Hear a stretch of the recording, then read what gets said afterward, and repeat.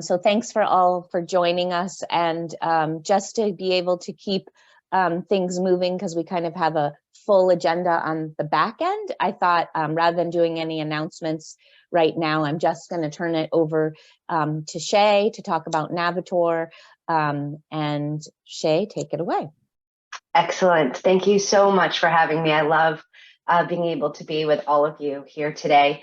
Bill, I was born in Bath at Bath Memorial, and my family, the Creamers, have haunted Bath for many, many years. So kindred connection there. And Deb, I moved to Brunswick, got beaten up for wearing my Morse High jacket, took that off, never put it on again, but met my husband and graduated from Brunswick High School. So those little personal connections. And Christina from Skowhegan, I've connected with quite a few times at Maine Outdoor Brands and other events. So like Maine, it's a small town, and I feel like I already know a lot of you. So what I'd like to do is just give you kind of a quick overview of who I am and what I'm trying to accomplish. I just have to remember which screen we're at here. Okay. So Navitor came about because I had launched a women's professional football team after leaving law school called the Maine Freeze.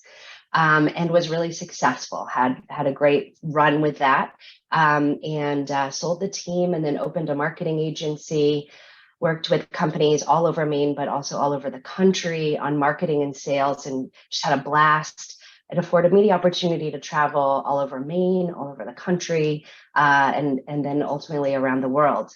And in that process, what I saw time and again, and knew very much from my core here in Maine, is that the locals are the best way to see a space. And so we did a lot of tours and guided experiences. And in that process, we learned that a lot of the guides, if they were on their own, paid really high costs to be members of a lot of groups, and really struggled to make sure that they kept their flow coming in, mitigating their margins. And they also, or if they worked for somebody else, they relied on tips. So that for me, I felt like I could take my wisdom and knowledge and change it. And I thought, what if we had this app where all of these guides could put their tours and experiences, and everybody could find them, and they're paid directly, and they can make a really good wage. And when I thought about Maine, I thought about our stewardship and how we have a lot of people come into Maine. They don't necessarily know all the great places to go, all the fun things to do. They get the big attractions, but they don't necessarily get to see the local stuff. And that's what Maine is really about. Yes, Portland's got some good restaurants, and yes, Acadia is gorgeous, but we are so much more than Portland and Acadia. And wouldn't it be great if our locals could make a living sharing those experiences with either people new to Maine, new to that community, or tourists that are visiting? So we launched a web app mid-June. It has evolved. We're in the second iteration, but we'll talk about the marketing in a minute, but I want to just give you an overview. So on the platform, we have three ways that people can explore. One is if they're not really sure what they want to do or where they want to go, they can click here and they can book one of our guides that will help them. So if they are really into fishing, a fly fisherman from Rangeley, they can get on the phone with them for half an hour, and they can talk about all the great places to go, good places to eat, where to avoid, trails they may want to go to. If parking isn't there, don't park on somebody's lawn. There's another spot you can go to. All of the great main streets, all the things within a main street that people may not find, the monuments and the history. But if they know, okay, I'm headed to Bath, they can go here and browse experiences and find a walking history tour in Bath that will take them through whatever type of history. Some of it's related to Black history, some of it's related to Civil War, some of it's related to art and culture. If they don't want to do a custom or just a regular experience, they can build a custom experience where they create a fill out a form and tell us what it is they want to do. And then we sort of send that kind of like an RFP out to our guides who look at that and say, oh, I've got the perfect thing for them. They put something together and can book. So I don't want to dive into the concierge or the custom because they're more specific. But if you want to browse our experiences, you can see we cover the whole state, and we are covering more every day. We have amazing partnerships, which I'll talk about soon. But they can look through and they'll see about 160 different experiences that they can choose from. That can be a little bit overwhelming, so they can also go by interest and what it is that they would like to do. So let's say they wanted to, do some canoeing and kayaking, then they can do that. Again, they're going to feel like, okay, that's quite a bit. That's covering a huge chunk of the state. Maybe I'm going to be in the mid-coast and islands. So now that narrows it down. So now we have just 4 or 5 to choose from. When they choose an experience and they click through, they're going to be able to see some photos, learn more about the experience. They can look at the key details, kind of level of effort, what's included in this, see exactly where they're leaving from, and look at the expertise of the guide. They can contact the guide directly. So if they wanted to ask some questions, they certainly could, but they can also just pick a date and book now. So those are the experiences throughout. We obviously would like to do a lot more with communities like your own. We can do everything, like I said, the Maine Historical Society is a partner, but so history, food, and culinary experiences. We have urban hikes. So it's not necessarily related to history, although that's always woven in. They might be a photography experience, those sorts of things. And so we have aggregated 110 guides onto the platform with over 160 experiences. Right now, we're probably adding another 5 to 10 experiences every week. And it's getting faster and furious because everybody's, slowly starting to get ready for May, June, when a lot of visitors show up. But also we finally have sort of some legacy under our belts to do that. And what we are doing in terms of partnership is we, at the state level, we work with Maine Office of Tourism, Maine Tourism Association, Hospitality Maine. And then at the regional level, we're working with all the partners, Visit Portland, Visit Aroostook, et cetera. Then at the community level, there are communities and towns that we're working with, Rangeley, Caribou, Eastport, et cetera. Some of the chambers within communities, Kennebec Valley, for example. And then at the business level, the hotels, the restaurants, the rental places. And then on the interest level, we're partnered with or members of Maine Island Trail Association, and gosh, there's so many, Maine Outdoor Brands, Maine Historical Society, Indigo Arts Alliance, just about 60. So I won't name them all. And so with those, we either pay to advertise, we sponsor, but we provide a lot of content that they also then are pushing out. From an international marketing perspective, we are marketing with Discover New England. We are partnering with a Hispanic marketing agency to build up our content for Central and South America. We are one of the few in New England who are partnered with Google. Google has a platform that they're launching in a beta test called Google Things to Do. And so at 9 a.m. every morning, they're pulling experiences that are going on throughout the state and presenting those to the world. So, and then of course, our guides who also market and promote us, social media, email, paid advertising. We're going into our second phase of marketing. So we're looking at the hubs like transportation hubs like Logan and PWM and Bangor, those kinds of things as well. So that's us sort of in a nutshell. I know I had 15 minutes, so I thought I'd take 10 to present and then 5 for Q&A. So I'll pause. I know I threw a lot at you and I talk fast, so I apologize, but wanted to try and give you all a big overview. Great. Are there questions for Shay? Shay, do you want to stop sharing your screen? Yeah, I'm trying to remember how.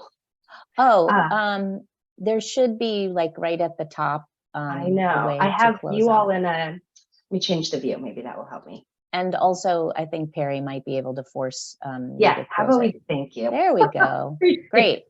Okay. Great, thanks.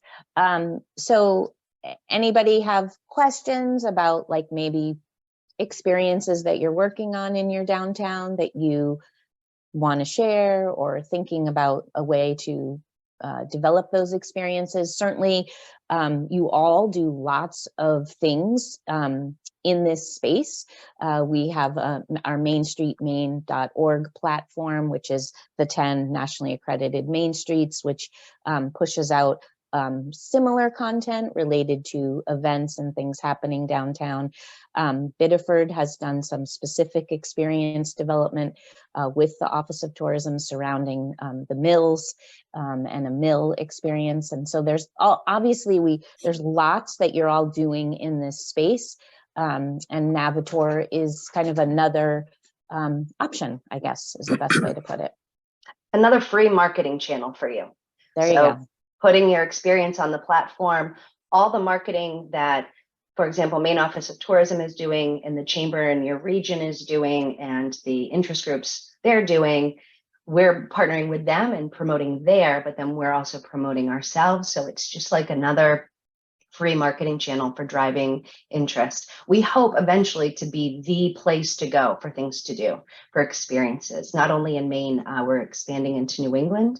And as we do that, it'll just help to rise up any of the efforts that you're making, but it's not, you know, there's no extra marketing spend for you, as I guess the way that I would see it.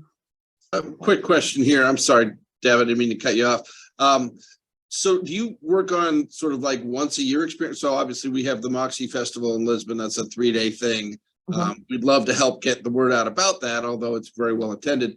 But it's not a, you know, you can't come to Lisbon anytime and tour the Moxie Museum. It doesn't exist. It's a one-off. You know, how do you handle events like that? Awesome question. So Eastport has an art walk that is a similar thing. And what we do is we curate custom experiences that are taking place during the art walk.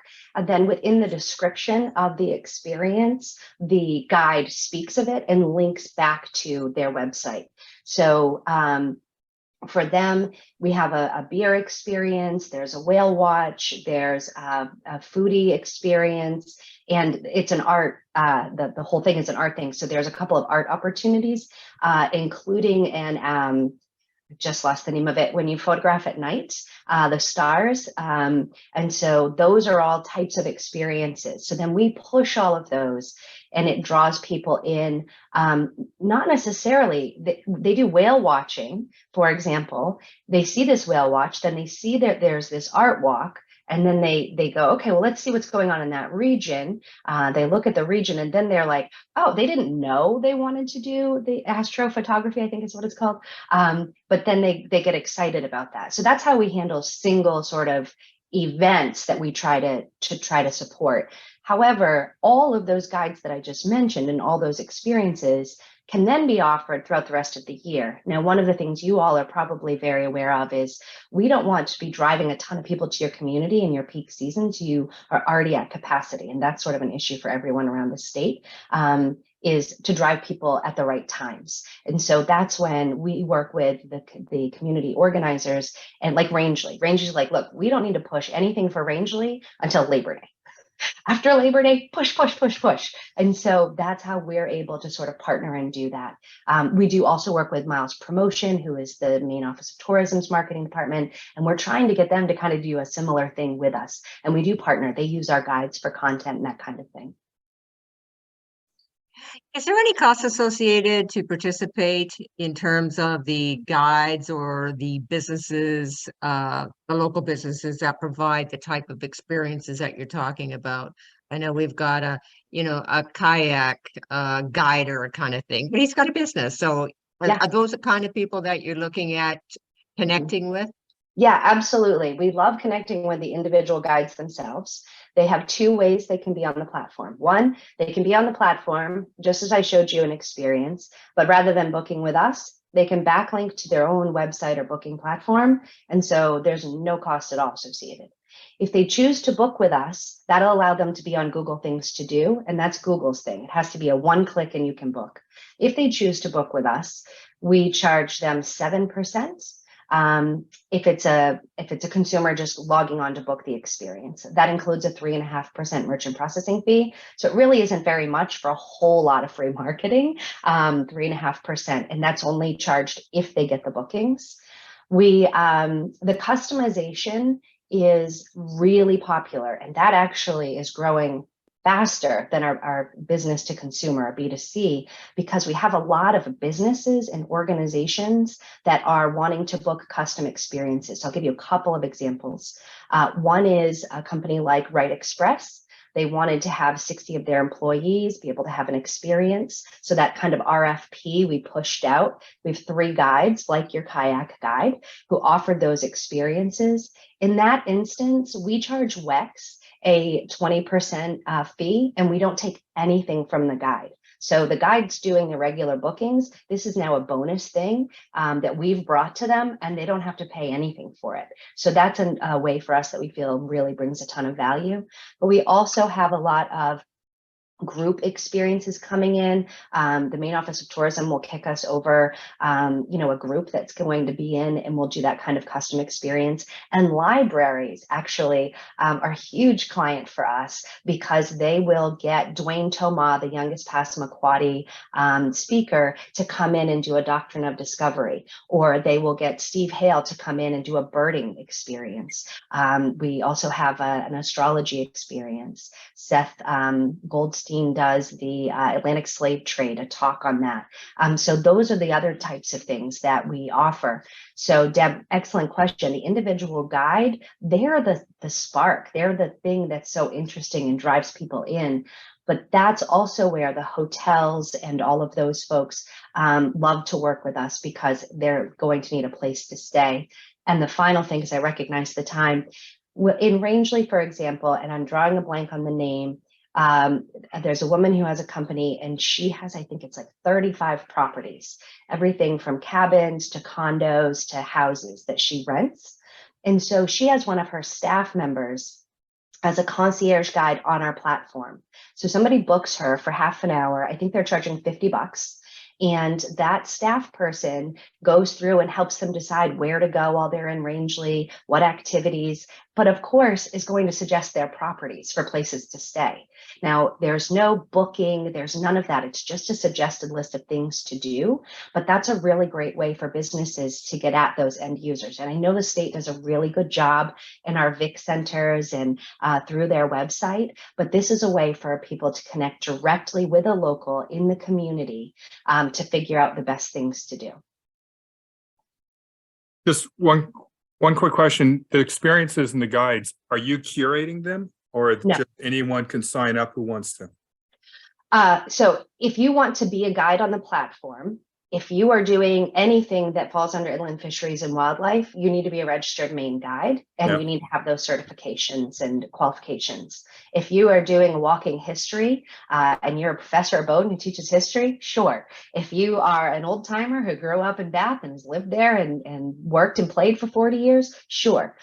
We do go to our community partners to help us. I'll give you an example. We had a white guide. He wanted to do Black history tours. He was male, and he wanted to do women's history tours in Portland. So I went to Black Owned Maine and the Third Place and Indigo Arts Alliance and my 8th generation African American and said, what do you guys think? And they were like, sure, no problem. The Maine Historical Society, we're talking about them doing kind of a certification, so that much like certified organic or certified fair trade, if you're Maine Historical Society certified, just like you're a Maine guide. So there's a lot of those things in the works too. So there is a qualification process. I wouldn't say just anybody can do it, that we ask people to kind of go through. But then, just like we've all known with reviews, if they don't get good reviews, they're not going to get booked a lot. So that's where the sort of market will support whether or not they're a good guide. Great. Go ahead, I just Cara. have a quick thing, and I guess it's basically just directly to you, Shay. I'm not sure if you're aware, maybe you saw it, but Down East Maine just became a designated national heritage area. I think it happened about a month ago. Yep. And Heart of Ellsworth was really fortunate to sort of be a part for the past 2 years of that giant feasibility study that Crystal Hitchings put together. And I was just noticing on the map on the page that there are not a lot of listings in our area of the state. And I just wondered if perhaps a partnership with the Sunrise County Economic Council that sponsored it would be something helpful to you and to your company. But we're really, really excited about this because it encompasses 2 counties, both Hancock and Washington County. And it's a huge boon to our area of the state because while it does encompass Acadia National Park, we had to include them in it. It really is going to be focusing a lot off island, meaning off desert island. And it's really going to help us and and they specifically called out downtown organizations because of the work in heritage connections and cultural initiatives that we all do. So it's pretty exciting. Yeah, I threw my email address in the chat. I would love any of those types of connections. We partner with over 60 organizations in the state and are trying to be sort of the center hub for a lot of them in terms of being able to get those experiences up and going. So we would absolutely love that. We don't, while we are blowing our competitors out of the water in terms of number of guides that we have on platform in a rural community, like the entire state, we have 10 times more than any other guides from a Viator or Get Your Guide or any of those. We need about 10 times more guides. And so we're in the process of getting more on. I'll end with this. These are the 4 things we want to prove and disrupt. Maine is more than Acadia and Portland. We are more than lighthouses and lobsters. We are 4 seasons. And even though we are the oldest, whitest state, we have a lot of culture and diversity. And so those are the 4 things that we're working with all those entities to try and cultivate. The way we cultivate it is through tours and experiences. The way people are booking travel is actually going for the experience first, finding the things they want to do. And then, strangely, the lodging and flights are coming second. And so if together as a community, we can get, 500 experiences in Maine, on a platform that people can check out, it's going to be huge. Discover New England said we are the only supplier that is offering BIPOC guides, LGBTQ guides, rural guides. We're it, and we'd like to expand upon that and grow it more, and absolutely cannot do it without the hard work and connections with folks like yourself to find and onboard these guides and then be able to promote these experiences. So I appreciate all of your time today. Please email and connect with me. Happy to work with you. Happy to introduce you to other communities that we've worked with so you can get their reference as to what it's been like to work with us as well, if that's a need. Christina? Thanks, Shay. That's great. We appreciate you coming and introducing yourself and Navitor.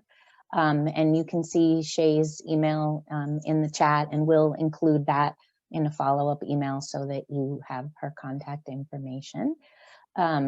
And Shay, obviously we work formally in 24 communities, so we have just a small group of them here, but let us know if you are looking for, someone in a certain community. Okay. Absolutely. Real quick, Shay, are you working with the Kennebec Valley Tourism Council? Yes. The tourism, not the chamber. No. Sorry, the chamber. That's what made me pause. No, not. I don't know the difference. I guess I'm working with the chamber. We're members, paid members.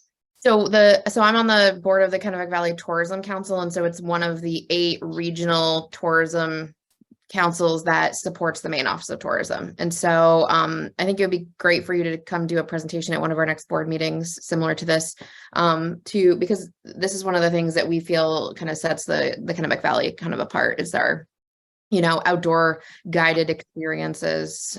So whether or not that's true, but either way. Yeah, absolutely. I would love that, Christina. If you wouldn't mind emailing me so I have your contact information so we could set that up, that would be wonderful. Yep, I can do that. Awesome. Great. Thank you so much, everybody. thanks, Shay, for coming, and everybody else stay on for the rest of the meeting. Bye, Shay. Bye. Great. Okay. Couple quick announcements, and then we're going to go into little mini breakout rooms today. That's why we have Perry here, so we can juggle multiple things. We got, as I said, Sylvie and I attended the national coordinating meeting. We have quarterly meetings with Main Street America yesterday. And I want to remind everybody about civic attendees at the National Main Street Center Conference, Main Street Now, elected officials, staff, committee members of your municipality. Civic leaders get a nice discounted rate.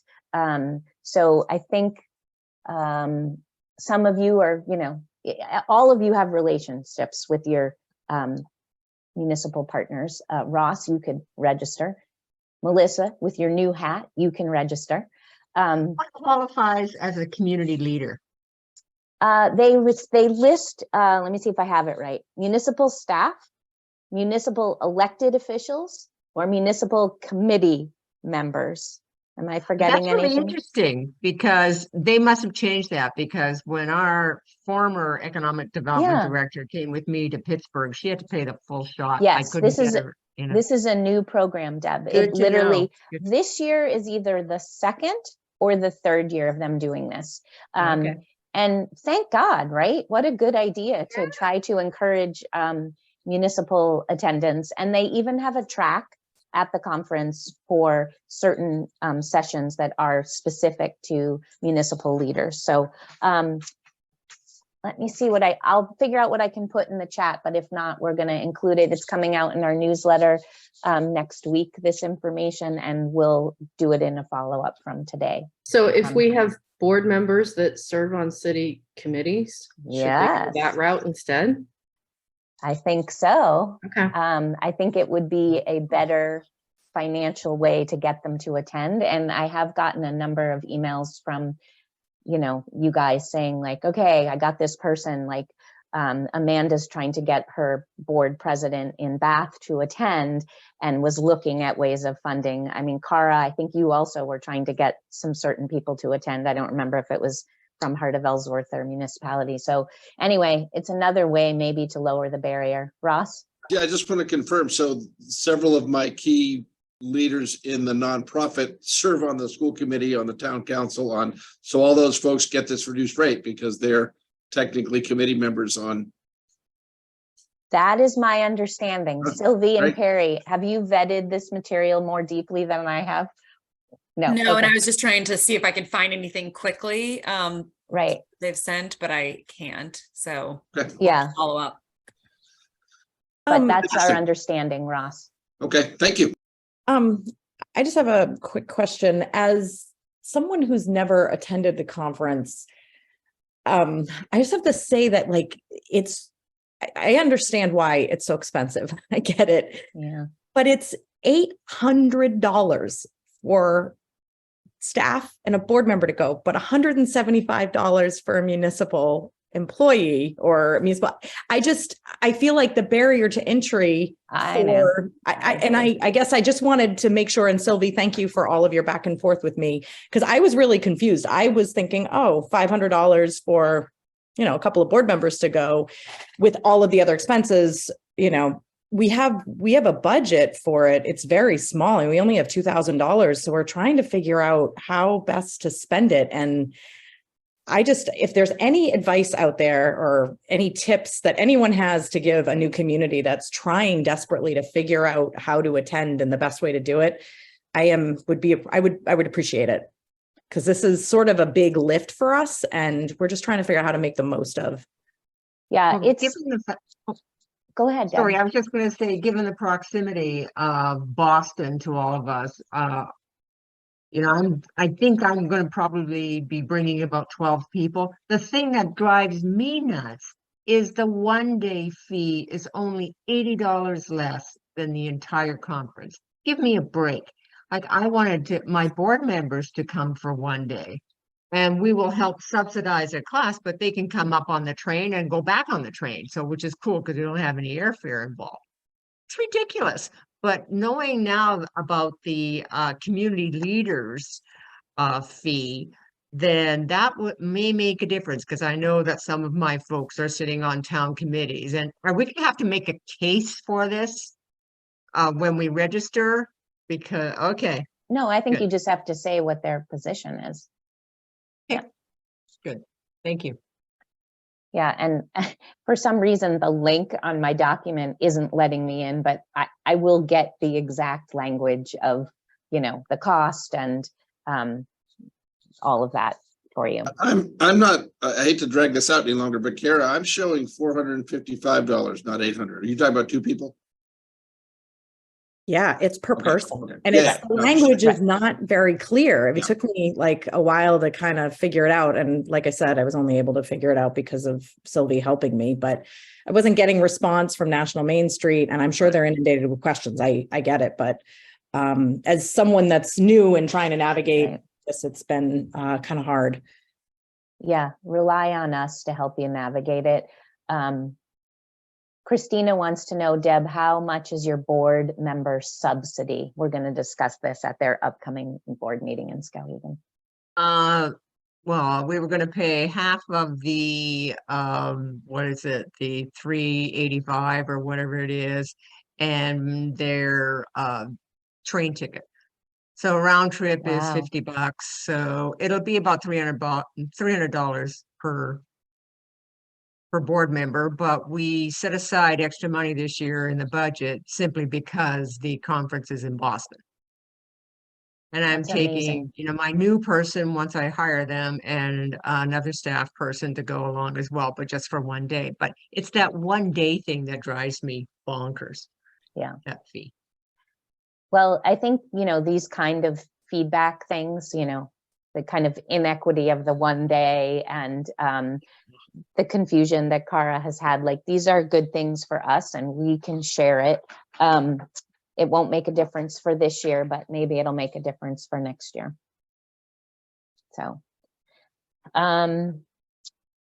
let's see. Just looking at my list, guys. Sylvie, do we have a bendable update for this group, or is it just coming in next week's newsletter? Or did you want to say something this morning? Well, we do actually have an open survey that they would love help distributing to your businesses. Bendable, as you all are familiar with, is this, you know, free resource, and they're trying to build out more content to make it really, you know, kind of customizing to what people need and want to learn. And they created a survey specifically to capture kind of the content and needs from downtown businesses. So I think their dream is that, you know, it'll help with onboarding staff, or if you have someone who's applying, if business has someone who's applying and they're not quite qualified, they don't quite have the experience, they can kind of point them in this direction of a free resource for learning more, and that'll help prepare them more. So they have a survey, and I can put it in the chat, and we'll obviously follow up with that with the notes from this meeting. But it would be something to share with your businesses to take, or, you know, yourselves, if you want to take a look at it and know, you know, hey, I've heard this from a few businesses that they're, you know, having trouble with this, or they really would benefit from this kind of content. That's what they're looking for with this survey. Do I need to explain more about Bendable? You all are familiar, right? Yeah, we've had a couple meetings with them, so yeah, everybody should be good. But Deb, were you going to ask a question? I wasn't sure if your hand was going up like this. Okay. So thanks, Sylvie. She put the Bendable survey in the chat. Thank you. I guess before we go into breakout groups, we're going to put Main Streets in one and affiliates in another today, just for probably not too long. Sylvie, what do you think we need? 5? Yeah, I mean, affiliates will be quick. So yeah, 5 Okay. or so. Yeah. Depending okay. on questions. Yeah, maybe Okay. 7. But before we transition to that, I just want to see how is everybody doing? any issues, red flags. I do want to let you know of a couple significant staff transitions. The Main Streets have heard that Melissa is leaving Gardner Main Street and going to be the new Economic Development Director for the city of Gardner. Congratulations, Melissa, and boo-hoo for us, but it is always a great thing to have a Main Street knowledgeable and champion inside City Hall. So I think we will figure out how to do all sorts of good work, Melissa. I don't know if you want to say anything since it's like your last, well, it doesn't have to be your last optional Zoom. You can still come. Yeah, I'll still be, I'm going to say, a mentor for Gardner Main Street. I don't know if I'll be a board member. There's definitely, without someone to train right now, there's going to be a weird transition where I'll probably need to be a resource for a bit. And I'm still going to be the ecosystem work. I'm actually going to try and lead it along while there's that lull. So from the city, since the city would normally be involved anyway, I'll still be part of that. Well, that's great. And you know, and I've said it out loud, that the coordinating program is going to heavily be supporting Gardner Main Street Board and Search Committee and whatever is needed during the transition. And then we also have a transition happening at Saco Main Street. Jen Day is leaving her position, and actually her last day was yesterday. So that is another transition. So this is something that hasn't happened under my watch, having like 2 Main Street Director positions open. I guess that's a good thing, right? It's been relatively stable, and you know, you all have been in your positions for really many years. So Jen Day's chapter was rather short, but there were very logical reasons why she's making that transition. And we're working with that organization very intently, as we will be with Gardner, as supporting their board, supporting a search committee, all that kind of thing. Any other types of big announcements or things you want to throw out to the group? Yeah, we're hiring as well for Yes, a you are. membership and events coordinator. So I tried Indeed. What a waste of money. I don't need a yoga instructor from San Francisco. Oh. Geez, willing to relocate. Like, are you kidding me? So yeah, we'll see where it goes. Okay, how's the search going? You getting some other candidates other than yoga instructors? Yeah, well, 15 or 20 that I'm going to look at, but yeah, And you did know, you there's post never the it? perfect person. Well, did you post it with Maine Association of Nonprofits? Yes, I did. Okay. Yeah. Okay, good. And I got some good candidates from there, and advertised it locally as well. I'm looking for somebody local. Yeah. And who is it on your staff that left? Like, who had that position? Tom Barter. That's what I thought. He- I thought it was Tom Yeah, he specific. hasn't left yet. He's only working part-time, but he said he's Okay. gone end of Okay. March. So I still have Okay. some time, but I need to get on it. Okay. Perry and Sylvie, let's try to push out Deb's position. I think we have once, right, Perry? On social. I think so. All right. I'm not sure, but I can Okay. I Let's can put it on capture our it. Facebook. That'd be great if we could capture it one more time. Thank you, Perry. And same with the Gardner position. Absolutely. And Saco, I guess, all of them. I know. I think we have a whole little area. Come join the Main Street family. All right. And Anne, I have one reminder announcement before we go Yes. into breakout rooms. Go ahead. Just a reminder for folks, we were looking at our kind of compliance to the sub-license agreement with Main Street America, and realized we needed to update some of the language on our website. And so wanted to remind all of you that in addition to displaying the Main Street logo, either affiliate or accredited, so long as you are up to date on your dues for Main Street, that you do want to have that displayed on your website, in addition to some specific language that's in your licensing agreement. So it's specific based on whether you are certified Main Street or you're an affiliate who is, you know, a Main Street member. And you can just copy and paste it right from that sub-license agreement. But just a friendly reminder to take a look and there's always website updates. So put it on the list for when you're doing your next round. Yes, because God knows we had to do it, right? Thanks, Sylvie. Okay. So we're going to go into breakout rooms for a few minutes. I'm going to join the Main Street. Sylvie's going to join the affiliates. Just quick 5 minutes to talk about reporting. And then we'll come back together for a last bit of shout out for anything that needs discussing on the table. Okay. So Perry, there we go. Thank you.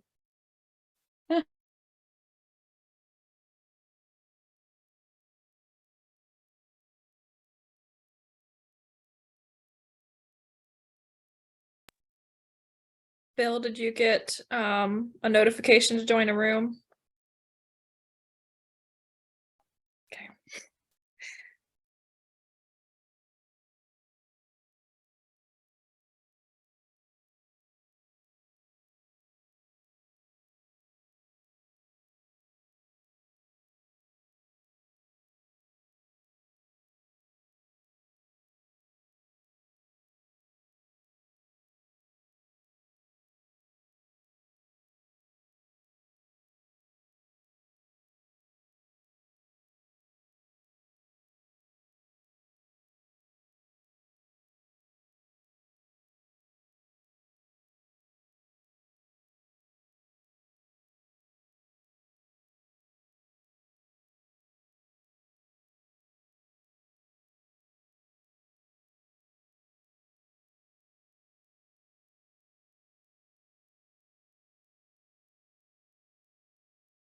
So, oops, there we go again.